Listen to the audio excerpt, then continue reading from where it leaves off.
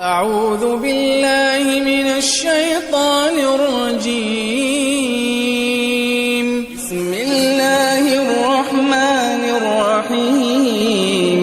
وما خلقت الجن والإنس إلا ليعبدون ما أريد منهم من رزق وما أريد أن يطعمون إن الله هو الرزاق ذو القوة المتين. پیش خدمت ہے شرح کتاب التوحید لفضیلۃ الشیخ عبداللہ ناصر رحمانی حافظہ اللہ. جی. ولابن ماجه عن طفيل أخي عائشة لأمها قال: رأيت كأني أتيت على نفر من اليهود فقلت: إنكم لأنتم القوم لولا أنكم تقولون عزير ابن الله. قالوا: وإنكم لأنتم القوم لولا أنكم تقولون ما شاء الله وشاء محمد. ثم مررت بنفر من النصارى فقلت: إنكم لأنتم القوم لولا أنكم تقولون المسيح ابن الله. قالوا: وإنكم لأنتم القوم لولا أنكم تقولون ما شاء الله وشاء محمد. فلما أصبحت أخبرت بها من أخبرت، ثم أتيت النبي صلى الله عليه وسلم فأخبرته فقال: هل أخبرت بها أحدا؟ قلت: نعم. قال: فحمد الله وأثنى عليه، ثم قال: أما بعد فإن طفيلا رأى رؤيا أخبرا بها من أخبر منكم، وإنكم قلتم كلمة كان يمنعني كذا وكذا أن أنهاكم عنها، فلا تقولوا ما شاء الله وشاء محمد ولكن قولوا ما شاء الله وحده. جزاک اللہ خیر. فحمد اللہ پڑھیں، فحمد اللہ نہیں، فحمد اللہ. اور ما کان یمنعنی، ما کان یمنعنی، یہ حدیث ابن ماجہ میں ہے اور اس کے راوی ہیں طفیل رضی اللہ عنہ، جو کہ سیدہ عائشہ صدیقہ رضی اللہ عنہ کے بھائی تھے والدہ کی طرف سے. یہ اخیافی بھائی کہلاتے ہیں، والدہ کی طرف سے، ماں کی طرف سے بھائی تھے. طفیل فرماتے ہیں کہ رأیت کأنی اتیت علی نفر من الیہود، میں نے خواب دیکھا ایک کہ جیسے میں ایک یہودیوں کی جماعت کے پاس آیا ہوں. یہ خواب دیکھ رہے ہیں. قلت، میں نے یہود سے کہا کہ انکم لانتم القوم، کہ تم ایک اچھی قوم ہو، ایک کامل قوم ہو. لولا انکم تقولون عزیر ابن اللہ، اگر تم یہ نہ کہو کہ عزیر اللہ کا بیٹا ہے. یہ ایک بڑا ہیبت ناک اور خطرناک عقیدہ کہ تم عزیر علیہ السلام کو اللہ کا بیٹا قرار دیتے ہو. اتنا بڑا غلو اگر تم نہ کرو تم اچھی قوم ہو.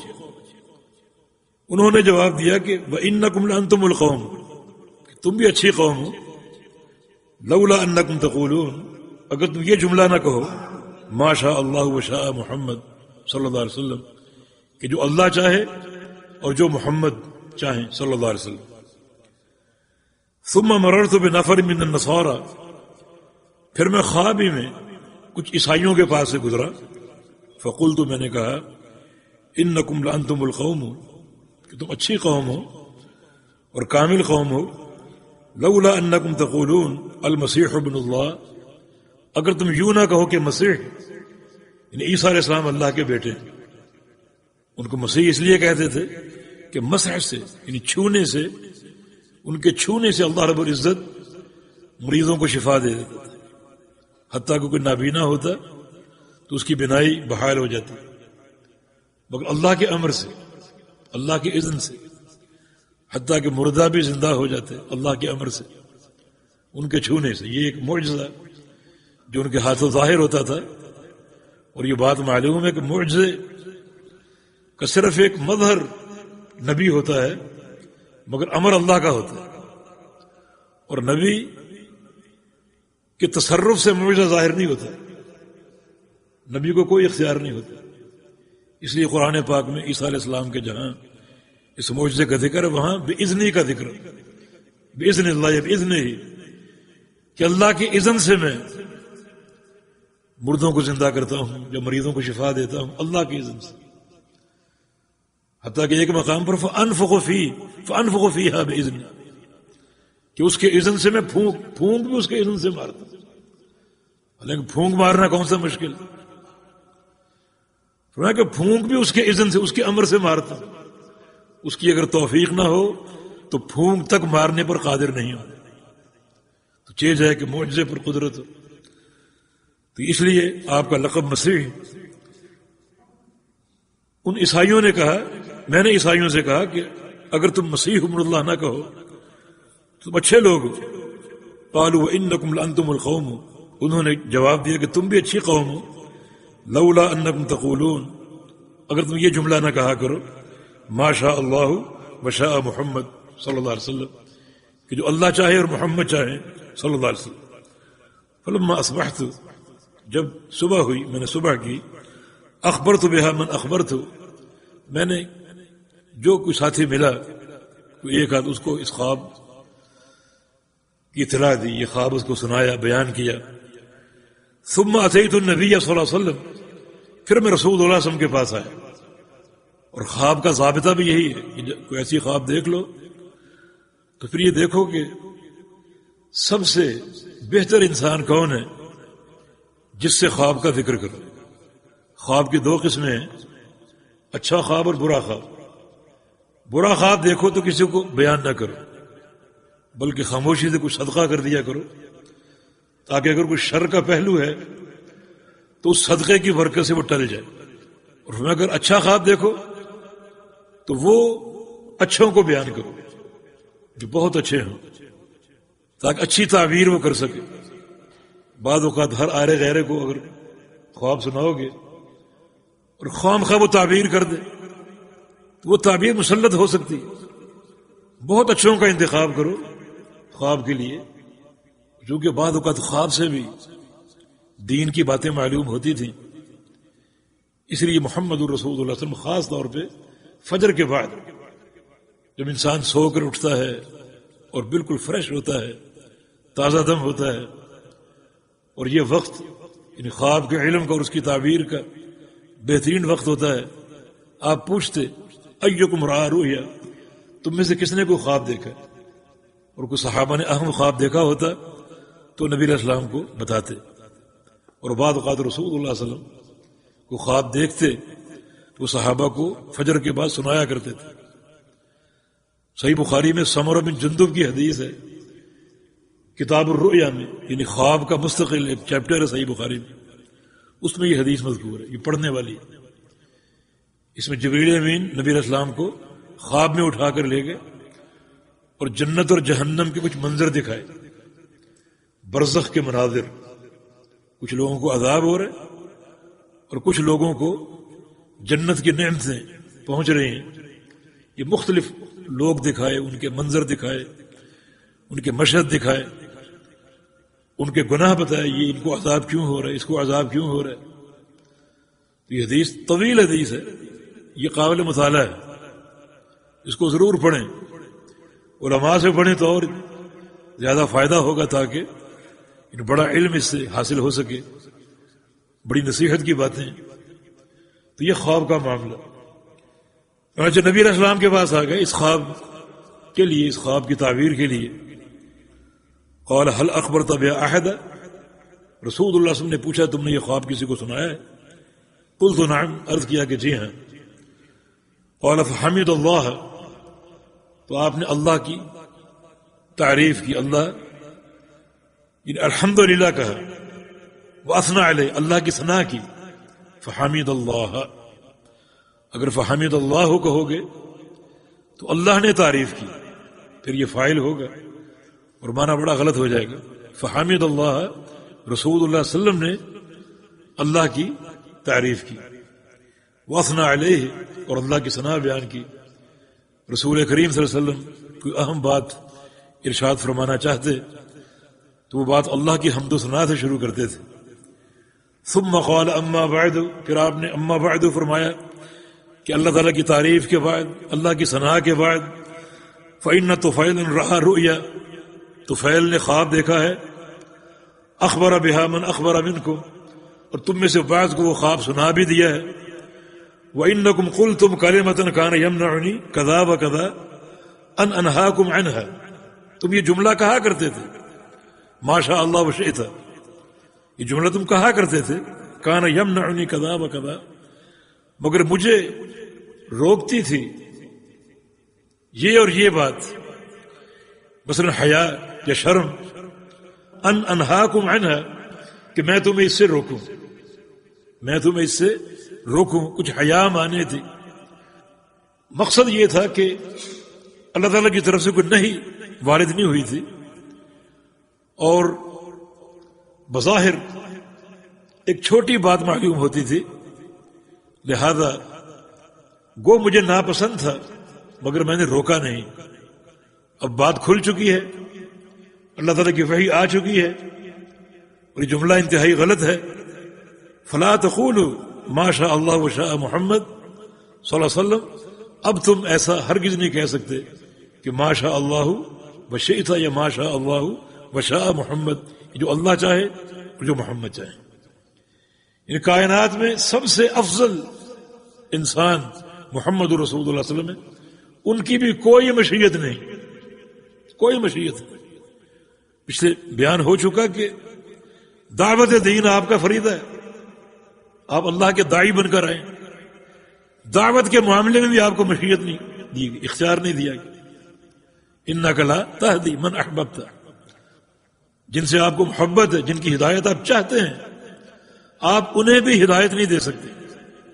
ایک دفعہ یہودیوں نے کچھ سوال پوچھے اور کہا کہ اگر آپ نبی پر حق ہیں تو ان کے جواب آپ دے سکتے ہیں، پھر آپ کی یہ نبوت کی صداقت کی دلیل ہوگی.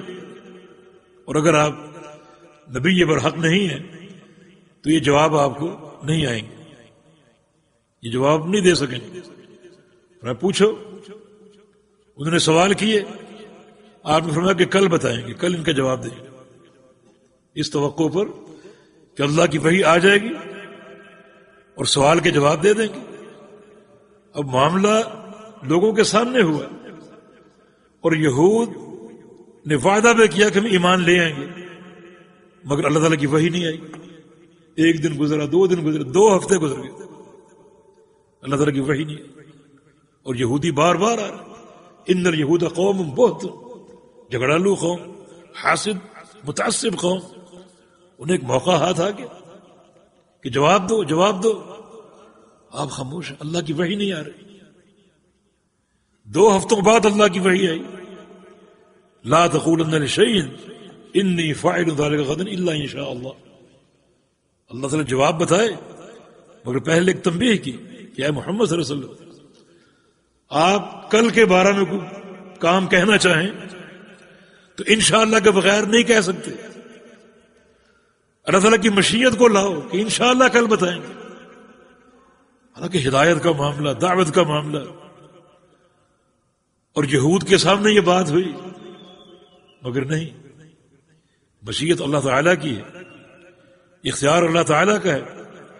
حتیٰ کہ افضل الخلق محمد رسول اللہ صلی اللہ علیہ وسلم اپنے اس دعوت کے معاملے میں بھی کوئی اختیار نہیں رکھتے. سارا اختیار اللہ تعالیٰ کے پاس. اللہ لہ الخلق والامر، یہ خلق اللہ کی ہے، اور اللہ کی خلق پر امر اور اختیار صرف اللہ تعالیٰ کا ہے. ولیکن قولوا ما شاء اللہ وحدہ، یہ ما شاء اللہ وشاء محمد مت کہو، بلکہ یہ کہو کہ جو صرف اللہ چاہے، جو صرف اللہ چاہے. تو اس قسم کی باتیں بعض اوقات زبان پر آتی ہیں. شرک اصغر ہے، اگر بندے کے دل میں وہ عقیدہ نہیں ہے. اگر دل میں عقیدہ ہے تو پھر شرک اکبر ہو جائے گا. تو اس سے یہ بات معلوم ہوئی کہ خواب سے بھی علم آ سکتا ہے. اللہ تعالیٰ نے اپنے پیغمبر کے صحابی کو خواب بتایا، اور پیغمبر علیہ السلام نے اس خواب کی تائید اور تصدیق فرمائی. تو خواب سے بھی اللہ تعالیٰ کا علم آ سکتا ہے. رسول اللہ صلی اللہ علیہ وسلم کو بہت سے مسائل بذریعہ خواب بتائے گئے، یہ بھی ایک طریقے وحی. اور یہ خواب بعض اوقات دوسروں کو بھی دکھایا جا سکتا ہے، جیسے اذان کی مشروعیت. اذان کا خواب عبداللہ بن زید کو آیا، اس قبل اذان نہیں تھی، اور میٹنگیں ہو رہی تھی، اجتماعات ہو رہے تھے، کہ لوگوں کو نماز کے وقت کی خبر کیسے دے. وہ کسی نے ناقوس کا مشورہ دیا، کسی نے بوق کا مشورہ دیا، کسی نے کہا آگ جلائیں تاکہ جب دھواں اٹھے تو لوگ دیکھ لیں کہ وقت نماز کا ہو چکا. عبداللہ بن زید گھر آ کر سوئے تو فرشتہ خواب میں آ کر ان کو اذان سکھاتا. انہوں نے آ کر نبی علیہ السلام کو بتایا رات میں نے یہ خواب دیکھا. تو یہ اذان کی مشروعیت خواب سے آئی، اور خواب بھی ایک صحابی کو آیا، مگر تصدیق اللہ کے پیغمبر نے فرمائی. اب یہ معاملہ نبی علیہ السلام کی زندگی تک تھا. اب آپ صلی اللہ علیہ وسلم کی وفات کے بعد جبکہ دین بھی کامل ہو چکا، اب کوئی شخص یہ دعویٰ کرے کہ رات میں نے یہ خواب دیکھا ہے اور کوئی دین کی بات بتایا آ کر، کوئی نئی بات جو کتاب و سنت میں نہیں ہے، تو وہ جھوٹا ہے. دین مکمل ہو چکا. اب کسی کشف، کسی خواب، کسی الہام سے کوئی نئی چیز نہیں آ سکتی. الیوم اکملت لکم دینکم واتممت علیکم نعمتی. اللہ پاک فرما رہا ہے کہ آج میں نے اپنا دین مکمل کر دیا. واتممت علیکم نعمتی، اپنی نعمت تمام کر دی. یعنی دین کے تعلق سے جو نعمت ہو سکتی تھی وہ بتا دی. اس کا معنی یہ کہ نعمت، جو چیز نعمت ہو سکتی ہے وہ تمام ہو چکی. اب جو بھی نئی چیز ہوگی وہ نعمت نہیں بلکہ لعنت ہوگی. نعمت تمام ہو چکی، اب کوئی نئی چیز نعمت نہیں بن سکتی، وہ لعنت ہوگی، وہ زحمت ہوگی. تو اب یہ خوابوں کا سلسلہ موقوف ہے. اس وقت تک تھا جب تک نزول وحی کا دور قائم تھا. اب پیغمبر علیہ السلام کی وفات کے بعد اور دین مکمل ہو چکا، اب کوئی نئی چیز کسی کے فتوے سے اور کسی کے اجتہاد سے اور کسی کے خواب سے، کسی کے کشف سے اور کسی کے الہام سے نہیں آ سکتی. اگر کوئی کہے میں نے خواب دیکھا ہے تو وہ شیطانی خواب ہوگا، رحمانی خواب نہیں ہوگا. اللہ پاک مجھے اور آپ کو توحید کی اصلاح کی اور توحید کے صحیح فہم کی توفیق عطا فرما دے. ہمارے قلوب کو خالص توحید سے معطر اور منور فرما دے. ہمارے اعمال کو اللہ تعالی توحید کے رنگ سے منور فرما دے، اور ہم کو اپنے پیارے پیغمبر کی محبت اور آپ کی سنت کی اتباع کی توفیق عطا فرما دے. اقول قولی هذا واستغفر الله لي ولكم واخر دعوانا ان الحمد لله رب العالمين. قال تعالی وتعاونوا علی البر والتقوى، بھلائی اور تقوی کے کاموں میں تعاون بنے. ہمارے واٹس ایپ کا نمبر 0097334124647. ہمارے فیس بک صفحہ کا عنوان URDUEDUCLIP. ہمارے یوٹیوب چینل کا عنوان URDUEDUCLIP. على البر والتقوى ولا تعاونوا على الإثم والعدوان واتقوا الله إن الله شديد العقاب.